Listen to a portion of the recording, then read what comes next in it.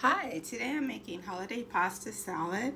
I know it's unusual to have pasta salad this time of year, but we actually enjoy it quite a bit. So I'm beginning with seasoning my water liberally with rosemary oil that I've made. If you haven't seen that, take a look. I'm adding a tablespoon of salt and 2 bouillon cubes to the 2 quarts of water. I want this pasta to be well seasoned.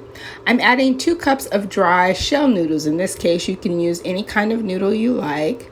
I am adding a 1/4 cup of diced carrots, 1/8 of a cup of red onion, 1/8 of a cup of white sharp cheddar cheese, 1/8 of a cup of black olives and green onions, as well as one small Roma tomato.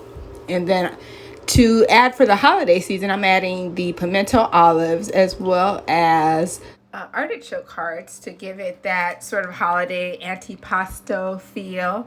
I'm not adding any salami. I think it's salty enough at this point. So the noodles are done. It takes about 12 minutes and they're done. And I'm draining those in the colander, as you can see.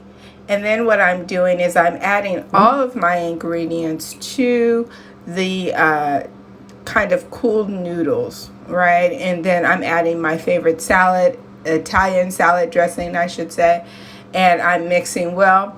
I add a little pepper. It has usually enough salt with some of the ingredients, the olives and what have you. And then I am refrigerating this pasta and it's ready to serve. Now I'm making it a few days ahead because we're going to have it on Christmas Eve. And I recommend that because it gives a chance for all the flavors to meld together. But this is a nice welcome change from a green salad for the holiday.